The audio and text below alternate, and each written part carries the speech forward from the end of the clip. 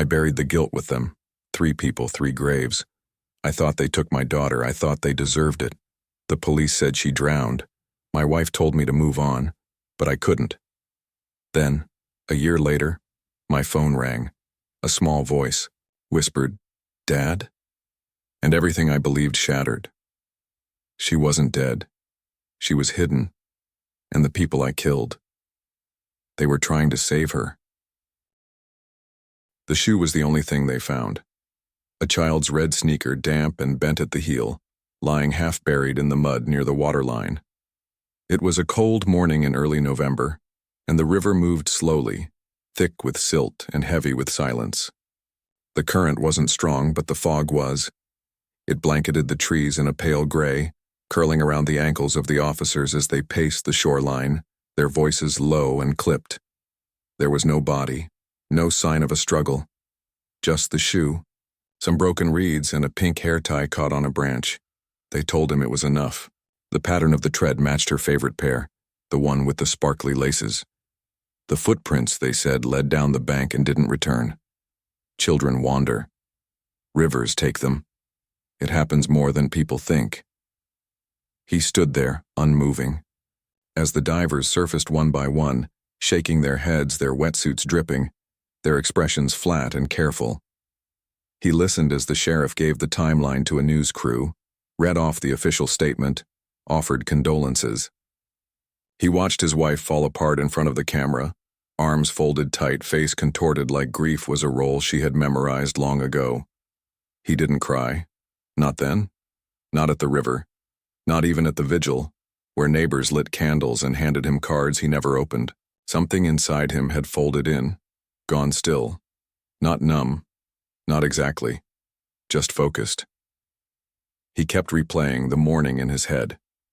The cereal box left on the counter, the cartoon still running on the TV, the front door slightly open, but not enough to trigger the chime. Little details, things that didn't fit, things that police brushed off as typical distraction and trauma. He remembered her voice echoing down the hallway asking if she could go outside. He remembered saying no, and yet the shoe was there, and she wasn't. At home, the silence was thicker. The house didn't feel haunted. It felt sedated, as if the walls themselves were trying to forget. Her drawings were still on the fridge, her toothbrush still in the holder. His wife refused to touch any of it. She said it helped her feel close to their daughter, like she might come back. He said nothing, but he noticed the subtle shifts. The way she flinched when he brought up the investigation, the way she changed the subject every time he mentioned inconsistencies, her phone always face down now, her smiles too bright, her hugs too short. He went back to the river 3 times that week, not because he thought she was there, but because something pulled at him. He traced the shoreline step by step, scanning the water for anything that might have been missed. On the 3rd visit, he found a scrap of fabric caught under a fallen log, white with a pink floral pattern. It looked like part of her pajama top.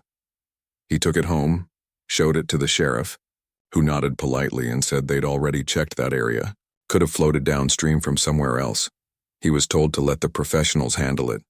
That grief made people see meaning where there was none. But he knew his daughter. She wasn't careless. She didn't wander. She was afraid of water. She screamed at baths, hated pools. The idea that she had walked herself into a river, in pajamas before breakfast, felt wrong in his bones. It felt wrong in the way a snapped lock feels wrong, in the way silence feels wrong when you know someone's hiding behind a door. Still, no one listened. Days passed. The media attention faded. Search parties dwindled. Volunteers stopped calling. The town, small and polite, began to move on, shaking its collective head and murmuring about tragedy. A little girl lost. A river too deep. A pain best left to fade. He didn't move on. He started a notebook, listing names, timelines, maps. He highlighted gaps in the police report, noticed oddities in his wife's version of events. Slight inconsistencies, gaps in time, misplaced items she claimed she hadn't touched. He found receipts for gas stations out of town, deleted calls in her phone log, a burner number she couldn't explain. And yet, nothing concrete. Nothing he could take to anyone that wouldn't make him look like a grieving man unraveling into conspiracy. He stopped sharing what he found. Instead, he watched, listened, followed. And one night, as he sat in the dark kitchen, scrolling through months-old security footage the police had dismissed as blank, he noticed something. At 4:17 a.m., 2 hours before she vanished, a light turned on in the basement. Just for a moment. Then darkness again. They had no basement. At least not one he had ever been shown. He didn't mention the light. Not at first. He watched the clip again, slowing it down, watching the faint glow bloom and vanish like a blink. There was no sound, no movement captured elsewhere. Just that quiet flicker below the frame, in a corner of the house that should not have existed. The blueprint said nothing. The home inspection said nothing. They'd bought the place 4 years ago, freshly renovated, 1 floor and a crawl space. But something in that video told him otherwise. He waited until his wife left to visit her sister, something she'd been doing more often lately, and then began to check. He moved through the house slowly, listening for changes in tone as he walked, knocking on walls, tapping his knuckles along the hallway floor. It was subtle, but near the back closet in the laundry room the sound shifted, hollow like breath trapped behind drywall. He cleared the floor, peeled back a rug that had always felt oddly placed, and saw the faint outline of seams in the wood beneath. Not floorboards. A panel, the kind meant to be moved. The hinges were hidden, but not expertly. He pried the edge with a crowbar and felt it give. The panel lifted, revealing a narrow set of stairs descending into darkness. The air that drifted up was still and dry, tinged with something metallic. He stood there for a long time, listening. But the only sound was his own pulse in his ears. He went down with a flashlight. The steps creaked under his weight, shallow and uneven. The space below was unfinished. Stone walls, concrete floor, no windows. A single bulb hung from a frayed cord above, dead. Dust clung to every surface. Old boxes, broken furniture, a child's chair with one leg missing, and on the far wall gouged into the plaster were words. Not painted, not written, scratched. He leaned in closer and read them in silence. She was here. His hands trembled as he traced the letters. They were deep, angry cuts, carved by someone desperate to leave proof. He backed away slowly, flashlight beam jittering across the room. In one corner sat a small pile of blankets, crumpled and stiff with time. Nearby, an empty juice box, a hair tie, something small and white, half hidden in the dust, a sock with a cartoon rabbit on the side, her size, her favorite color. He climbed, out and closed the panel, breathing heavy, trying to make sense of what he'd seen. If this was some kind of holding space, a secret room, then someone had used it. Someone had taken her down there. But how long had she been kept, and why would she leave if she escaped? Nothing made sense. And yet everything in him screamed that this was not over, that the story he'd been told was nothing but veneer. He checked the footage again. That light, 4:17 a.m., blinked on 3 times in 1 week before she vanished. The last time was the day she disappeared. He confronted his wife casually, masking his voice.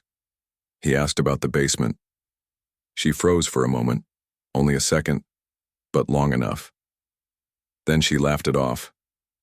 There's no basement, just a crawl, space. The inspector said it's sealed. But he saw the lie pass across her face like a shadow. It wasn't shock. It was strategy. He began watching her closely. When she cooked, when she spoke on the phone, when she sat alone in the living room, staring at nothing. She was changed, too composed, too flat, as if she had rehearsed this life and was now performing it by instinct. He remembered how quickly she had accepted their daughter's death, how fast the funeral arrangements had been made, how she refused to let anyone see the shoe again, saying it was too painful. But she hadn't cried at the river. Not really. One evening, she fell asleep early. He searched her closet, her drawers.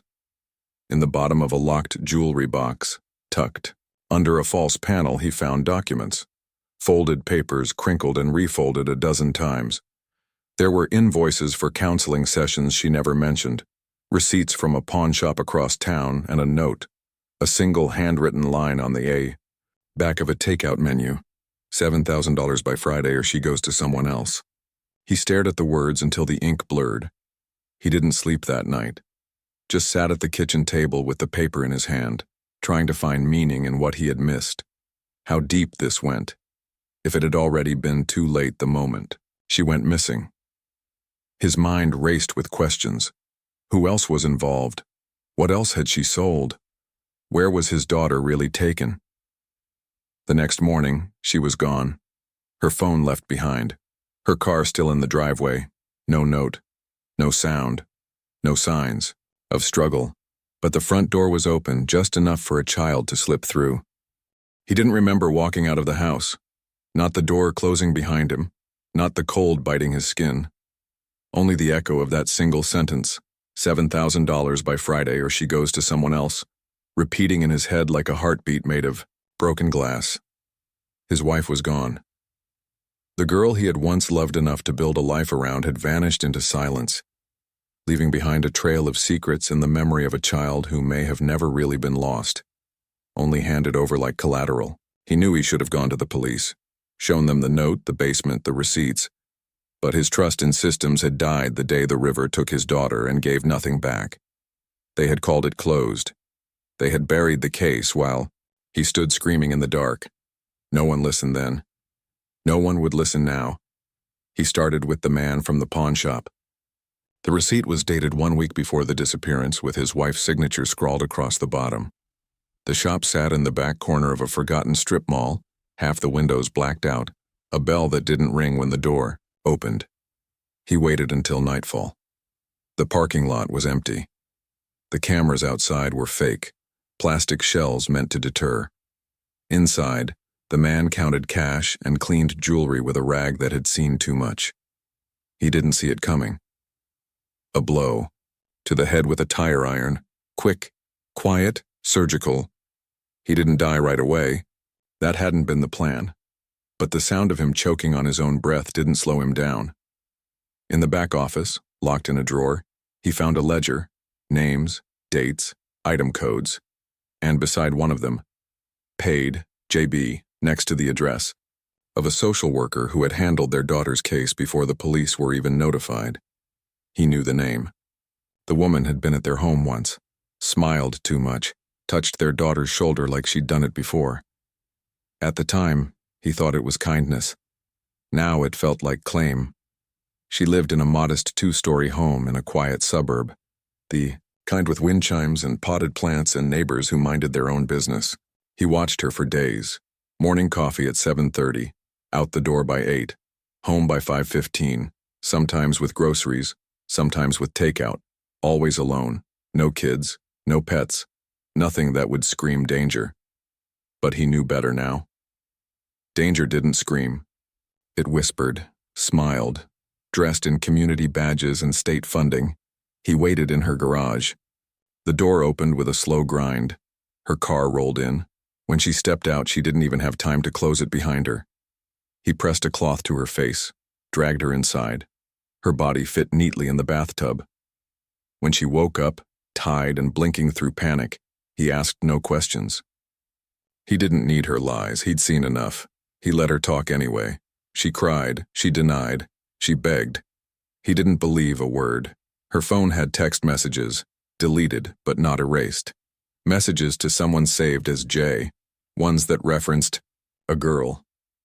She's in good hands now. Tell her father anything but the truth. And finally, no one's looking anymore. He left her body where it fell. No signatures, no ritual, just silence. The third was harder. He hadn't expected to include him. His old friend, best man at their wedding, godfather to their daughter. A man who had drifted in and out of their lives in the last few years, but who had always been around when it counted. Two around.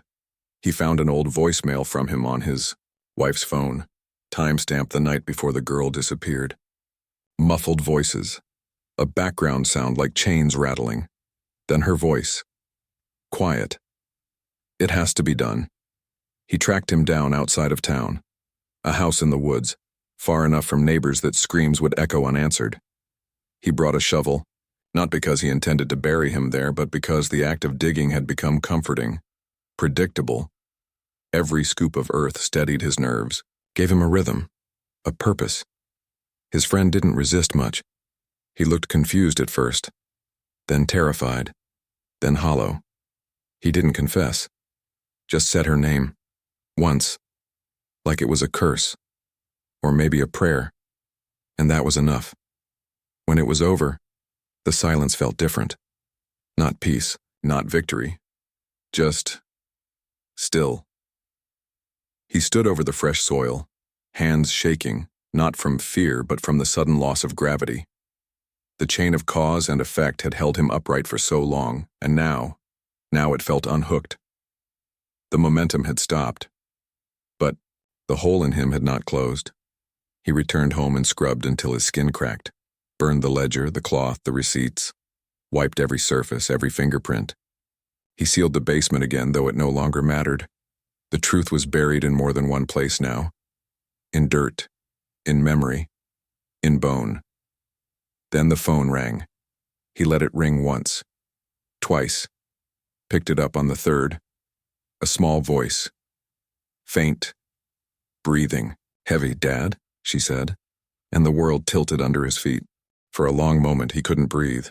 The voice on the line was small, higher than he remembered, like it had been stretched by silence, thinned out by time and fear. But it was hers, not a recording, not a memory. His daughter, alive, speaking. The word she used, "Dad," landed like a blow and a blessing at once. The line crackled. He couldn't move. He couldn't speak. His mouth formed her name, but no sound came. She said it again, a question this time, cautious, uncertain, like she wasn't sure if she had dialed the right number or if her memory had betrayed her completely. Then came the sound of air, shallow breathing, nervous movement, a creaking, floor. Her voice again, barely audible, asking if he was still there. He managed to whisper yes. One word. It felt like breaking through ice. She didn't say where she was. She didn't know. She described what she could. Dark walls, a locked door, a mattress on the floor, a single window too high to reach. Food left while she slept, the sounds of footsteps, the hum of traffic. She said she had found a phone hidden in a drawer, left unlocked by mistake, and remembered his number from a game they used to play. He had taught her to memorize it like a secret code just in case. And now somehow that code had worked. It had found its way back to him. He asked questions, quietly, carefully. She didn't know the name of the place, didn't know how long she'd been there. Time felt elastic, she said. Sometimes it felt like days passed between meals. Other times, she slept and woke up to the same moment. She had stopped counting, a long time ago. There were no clocks, no calendar, only the sound of footsteps, a door that opened without warning, and dreams that weren't dreams at all. As she spoke, he wrote everything down. Every clue, every sound she described, every object in the room. She mentioned a buzzing sign she could sometimes see from a crack in the wall. Red letters, maybe a gas station or a motel. She heard trains twice a day, dogs barking at night. One voice that sometimes sang through the floor, faint and hoarse, like a man talking to himself. Then, just as quickly as it had started, the call cut out. He sat in the dark, holding the phone, staring into nothing. His thoughts spun like torn paper in wind. His daughter was alive, trapped.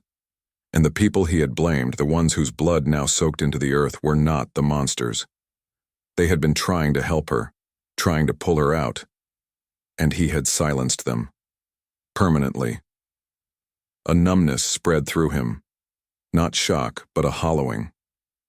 The rage that had carried him for months evaporated, leaving something quieter, heavier. Guilt didn't scream. It settled in the bones, made the world slower, thicker, harder to move through. Every breath hurt, not because she was alive, but because he had killed for the belief that she wasn't. He had buried hope in graves that didn't deserve them, but he didn't have time to spiral. She was still out there, still locked away, and now she had reached out. Once. That window might not open again.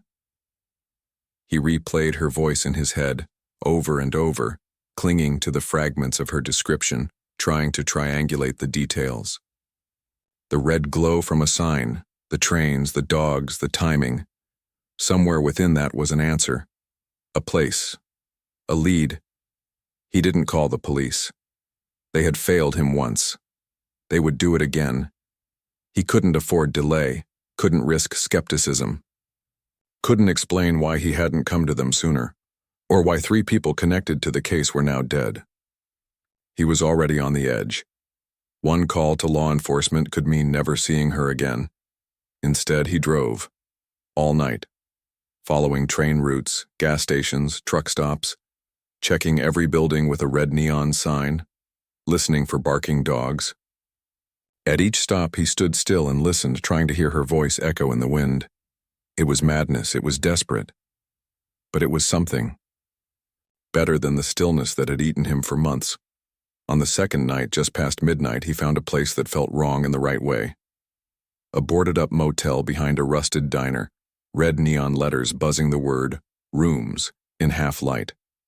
He parked and sat in the car, engine off, watching. The building looked abandoned, shutters broken, door ajar. But there was a light on upstairs. A faint orange flicker that didn't fit. He waited, watched. And then he saw it. A man stepping outside carrying a tray of food. No uniform. No coat. Just slow, deliberate movements and a key looped around his wrist. The door closed behind him with a deliberate click. No guests. No front desk. Just silence, and that single figure moving like routine. His hands tightened, on the wheel. He didn't rush, not this time. He returned the next morning just before sunrise. Walked the perimeter, found a basement window, grime-covered but unbarred. He wiped a corner clean and peered inside. Darkness. Then a shape. Small, curled, unmoving. A mattress, a blanket, a faint motion, a breath. And then the sound of a child coughing. His knees buckled. He gripped the window frame, forcing himself, not to scream, not to shatter the glass and rush in. He backed away slowly, got into the car, and for the first time in a year, he picked up the phone and called someone. Not the police, not the press. A name from a folder he hadn't burned. A retired officer he once trusted. Someone who owed him a favor. By nightfall, there were lights, sirens, flashlights cutting through overgrown weeds and broken glass. He stood back, heart hammering as they pulled her out. Alive. Shaken. Thin as paper. But breathing. She didn't see him at first. Her eyes darted everywhere, looking for danger. But then she froze. Their eyes met. And her face broke. Not into a smile, but into something deeper. Recognition. And fear.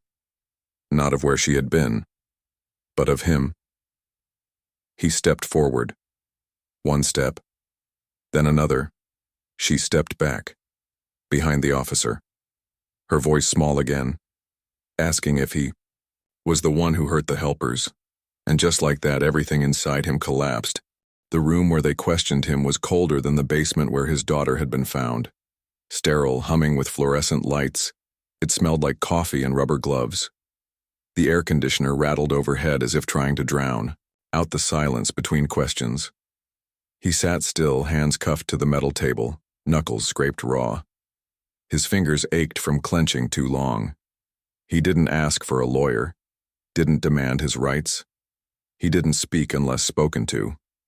When they told him she was safe, he nodded. When they asked about the bodies, he didn't flinch. He gave names, dates, methods, no remorse, no excuses, just facts. The lead investigator didn't yell, he didn't accuse. He just watched him like someone watching a fire they couldn't put out, fascinated and afraid of what still might burn. The room fell quiet after the confession.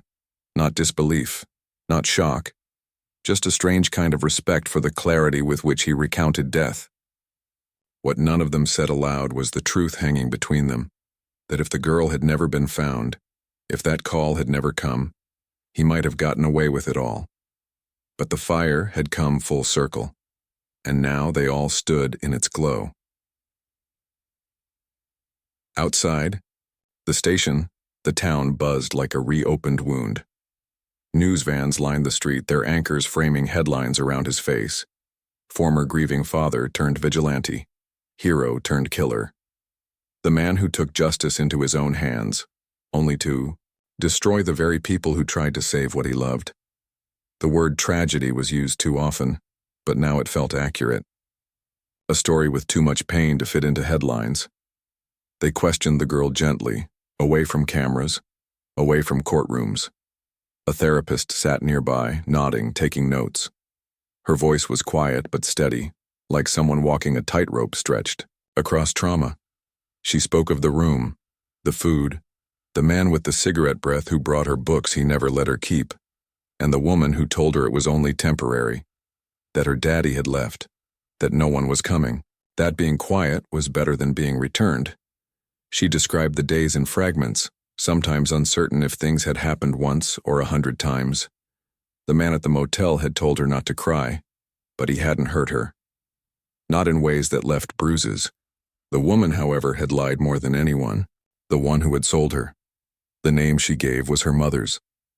It took the detectives time to piece it together. A series of debts, quiet arrangements, transactions handled in cash and shame. The mother had met the man at a recovery group, or at least that's what she told herself. He'd offered a way out of debt, temporary, clean, no contact. No harm. The girl would be cared for, he said, until things stabilized. A few months, a soft handoff, no violence, no risk. The promise of relief outweighed the horror of the deal. She took the money, disappeared for a weekend, returned without. Her daughter and a new phone, new clothes, and a well-practiced look of devastation. She told the story with just enough detail. The river, the shoe, the door left open, and the police believed it. Everyone did. The grief was convincing, the timing perfect, the evidence staged. But someone hadn't agreed with the terms. Somewhere in the network of people who had facilitated the transaction, guilt crept in. The pawn shop owner, the social worker, the friend. They had found out, or maybe they always knew, and something shifted. They planned to get the girl out. Quietly, no headlines, just correction. But they were too slow, and he was too fast. The 3 people he killed had all left traces. Documents, letters, half-finished emails, maps. The deeper the detectives dug, the clearer the picture became. These weren't predators. They were the only ones who had been trying to undo the deal. The only ones who hadn't looked away, and he had silenced them. They found his wife a week later, hiding in a motel outside another state, her hair cut, her name changed. She didn't resist arrest. In fact, she laughed. Not hysterically, but softly, as if she had seen the ending coming long before anyone else. During her confession, she didn't cry. She spoke in the same detached tone her husband had used in the interrogation room, as though guilt was a luxury neither of them could afford. She said she did it to survive, that it was either the girl or all of them, that he never would have understood, that he still didn't, and maybe she was right. When they told him, he sat motionless.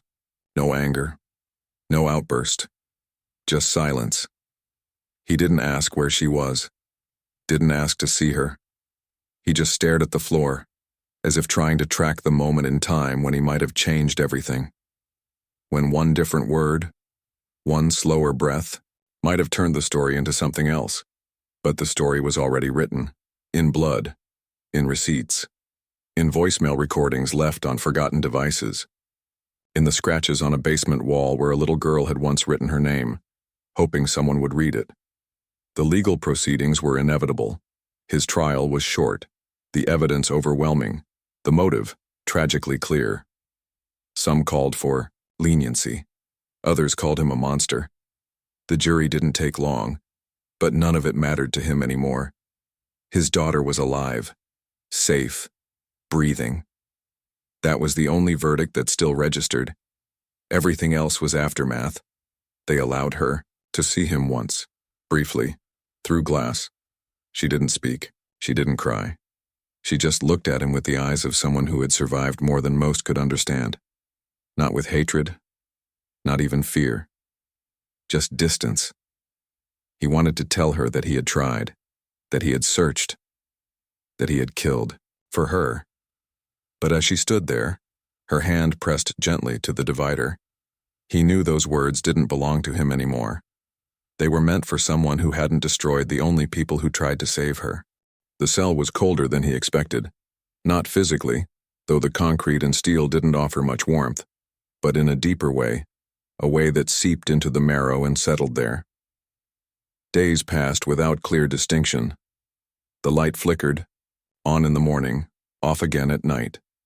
Meals arrived through a slot in the door, untouched by voices or eye contact. It was a life reduced to schedule, to routine, to silence. He didn't speak unless he had to. He didn't ask for anything. There was nothing left to ask for. He thought of the basement often, not the one in the jail, but the one beneath his home. The hidden door, the scent of old dust and stale fear, the message carved into the plaster. She was here.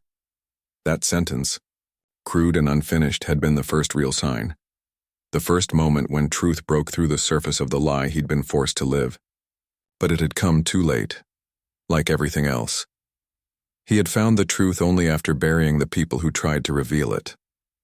The irony wasn't lost on him. He carried it like a second skin. Each night, he dreamt of that door. Sometimes it was sealed, impossible to open. Other times it opened too easily, revealing something different each time. A child's voice echoing down the steps, blood on the walls, or worse, nothing at all. Emptiness. Just an expanse of cold stone and his own, breath bouncing back at him. A reflection of what he had become. The news moved on quickly. The headlines made their rounds, then faded into the tide of newer horrors. True crime podcasts picked it apart, voices full of scripted sympathy and morbid fascination. They called it a tragedy, a cautionary tale. He stopped listening after the first one. The host had described him as a man driven by vengeance, blinded by grief. It wasn't wrong, but it wasn't enough. None of them knew what it meant to wake up every day to the echo of your child's laugh and then remember that she was gone. Or worse, that she had never truly left and you just hadn't looked hard enough. His wife never testified. Her lawyers negotiated a deal, citing coercion, mental instability, and financial desperation. She was transferred to a psychiatric facility upstate. The girl visited her once. Only once.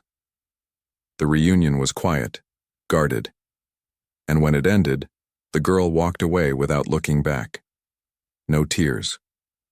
Just a finality that settled in the way she held her own hand as she walked down the hallway, like she was the only one she could trust now. The girl lived with a foster family, not far but not close either. They sent him updates occasionally, school progress, therapy milestones, even drawings she made. One of them arrived folded into an envelope, no return address.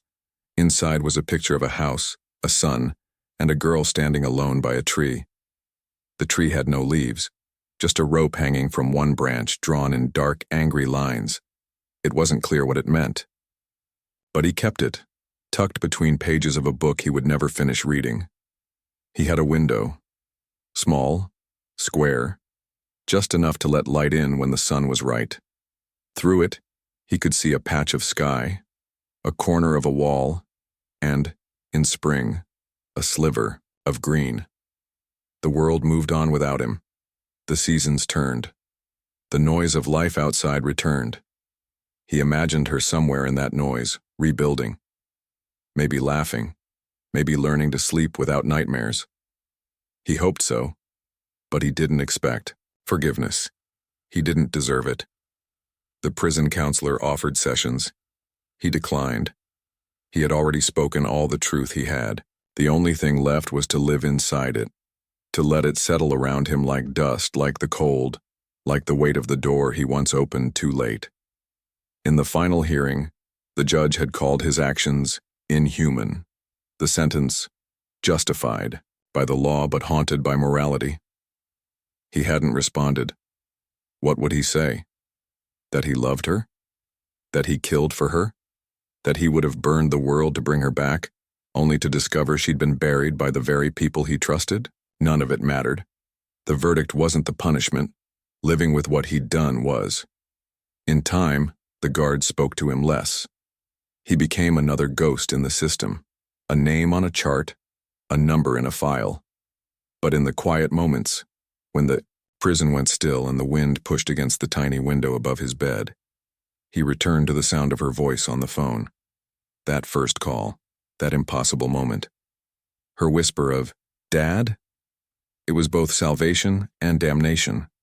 He often thought about the people he killed, not in guilt exactly, but in fragments, moments frozen in memory. The way one of them had looked surprised, not afraid. The way another had tried to explain, even as the blood pooled. He had misread everything.